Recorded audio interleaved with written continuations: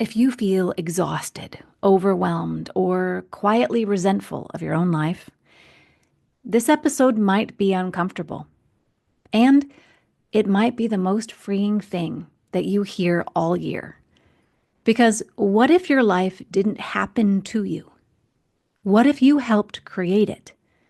And that meant you can change it.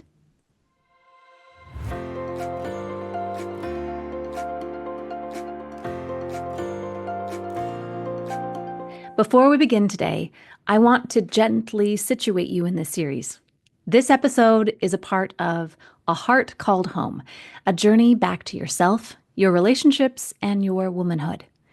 If you've been feeling disconnected, like life doesn't quite make sense anymore, or like you're living in a way that looks fine on the outside, but doesn't feel true on the inside, this series is for you. Over the coming months, we'll be exploring what it means to be a woman who feels at home in herself.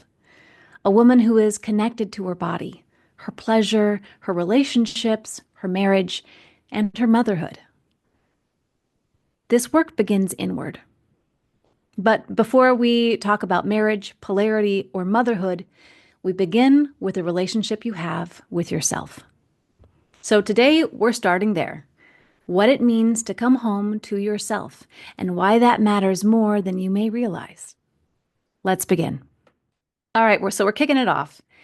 And we need to start with something foundational. It's not glamorous, it's not trendy, but it is profoundly freeing. Are you ready? I love this. Radical self-responsibility.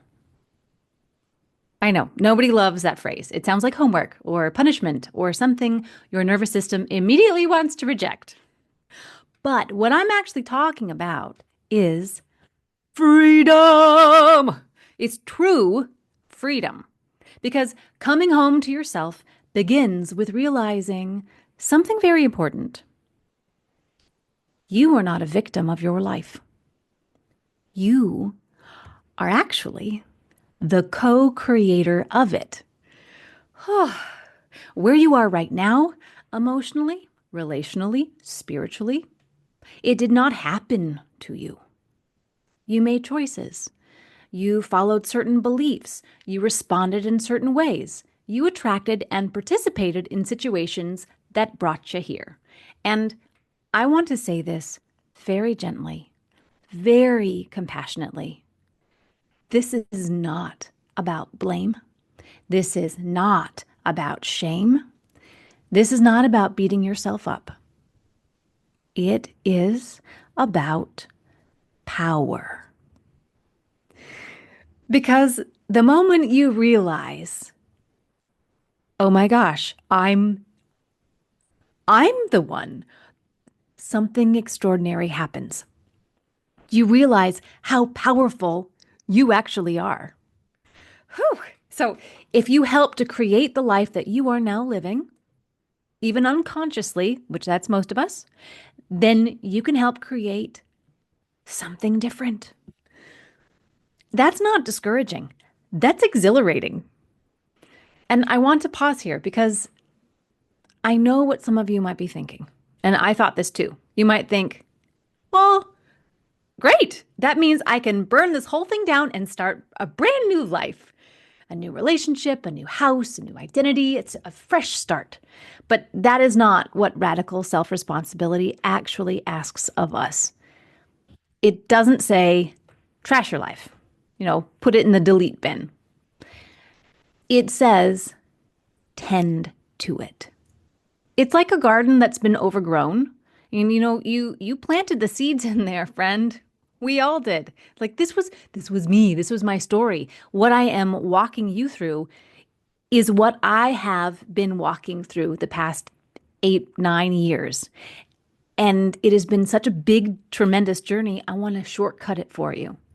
I want to help you be able to connect those dots to get you to this place of peace and freedom that I am so grateful that I am experiencing and am continuing to grow into.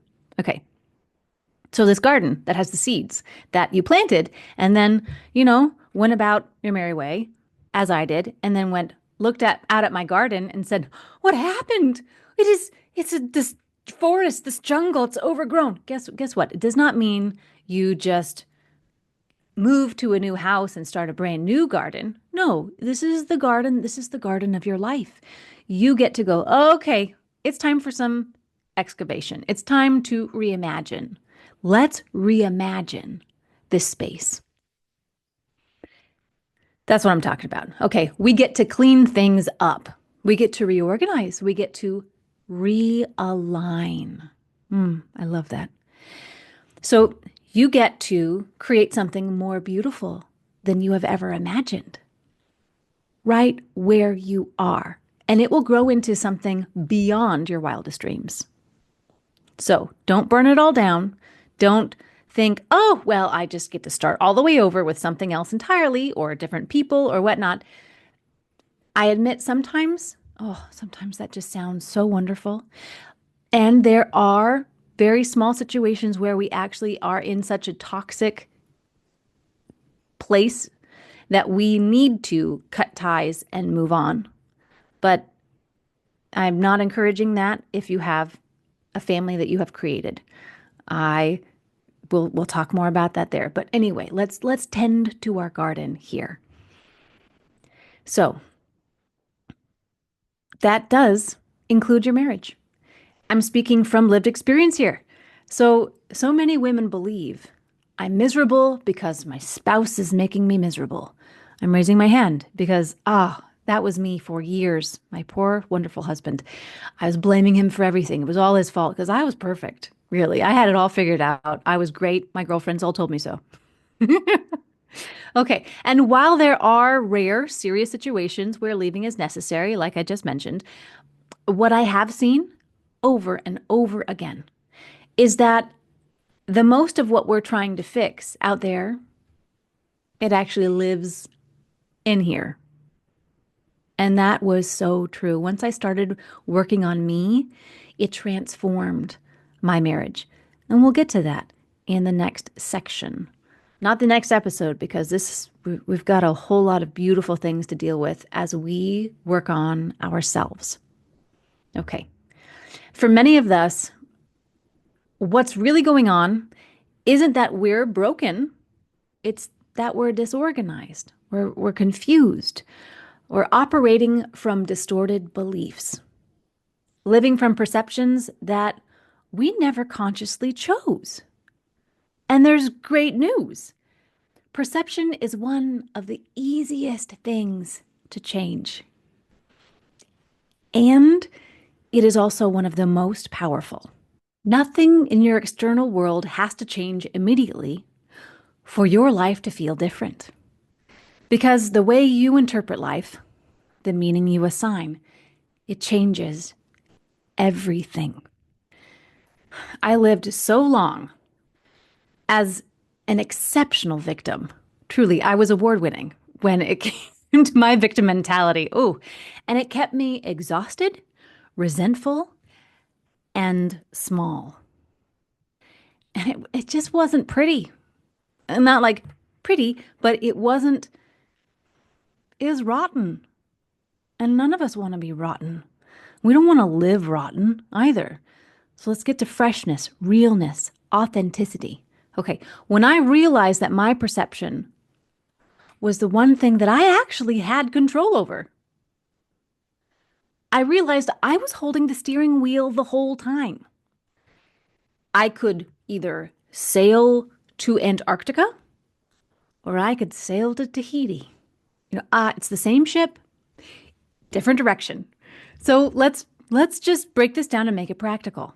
Okay, this week, you don't need to overhaul your entire belief system, but I do want you to practice tiny perception shifts. So here's one. When you wake up in the morning, what's your first thought? Is it, oh no, another day? Or, oh, thank you for today? See, that alone changes the tone for your nervous system. So try this. Before you get out of bed, take a nice deep Few deep breaths. Let yourself smile, even if it feels silly, even if you have to force it. You just lay there and go, whatever, whatever works for you. And just name a few things that you are grateful for, at least three. I am so thankful for my bed. I love my bed. Bed, I love you. I am so thankful for the sunlight that's streaming through my windows, or I'm about to go see with my little eyes. I am so thankful for the quiet of the moment.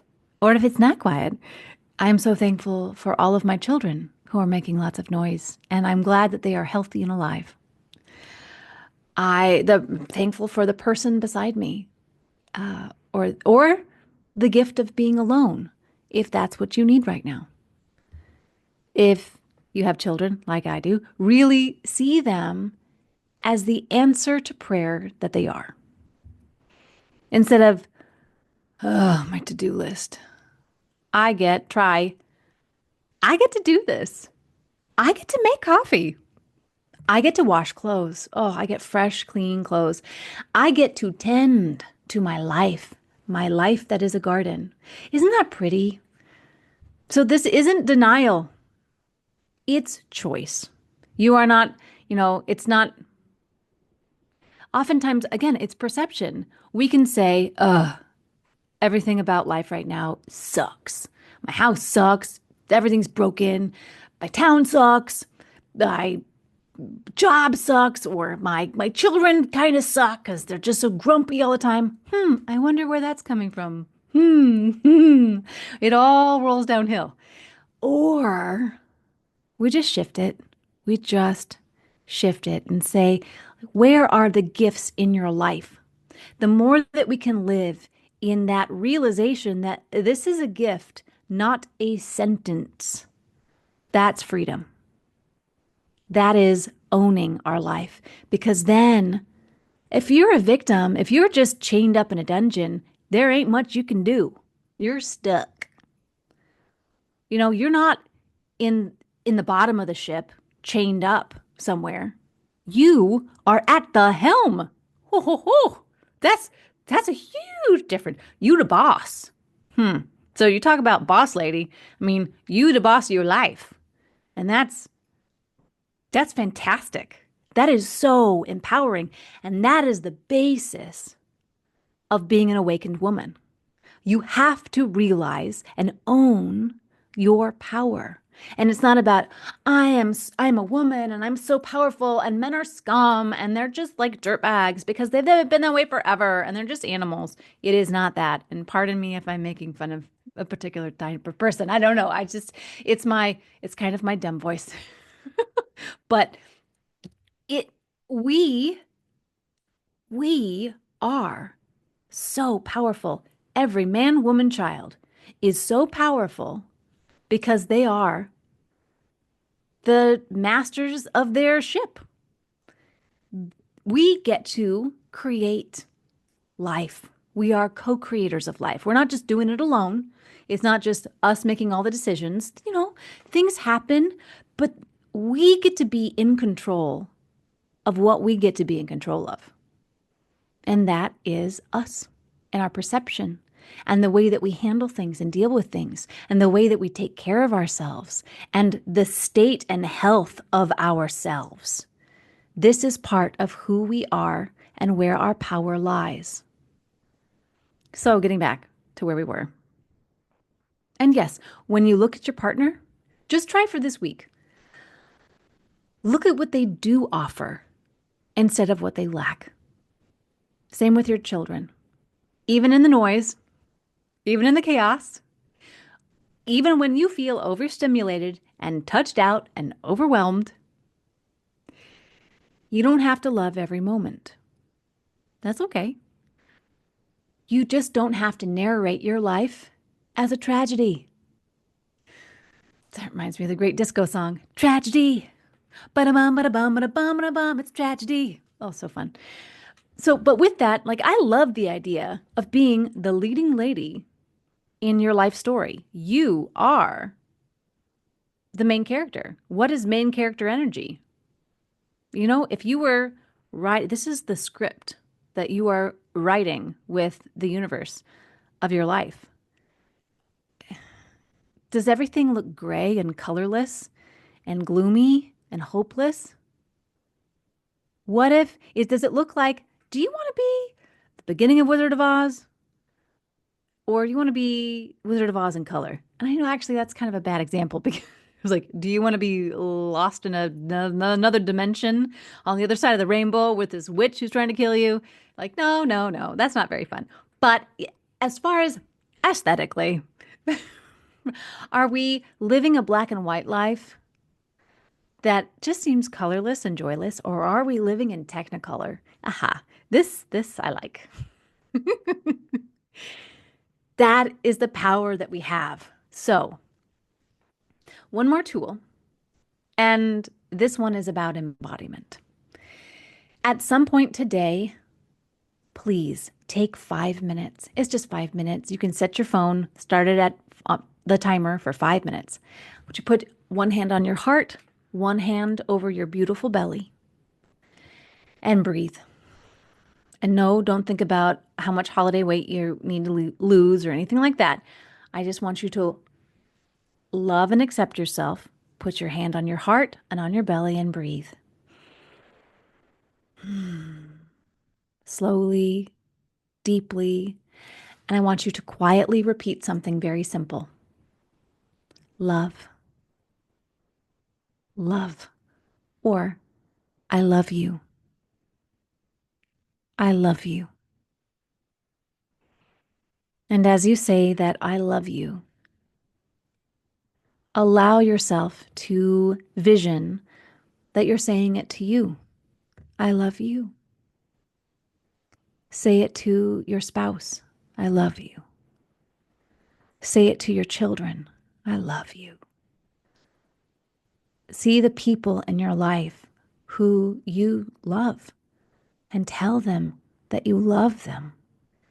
And I want you to envision God or source, universe, whatever you choose to call it. And I want you to say, I love you.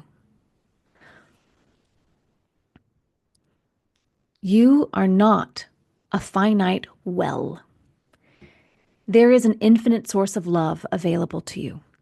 Not because you earned it, not because you're perfect, and not because you did everything right, but because you are worthy by virtue of your being.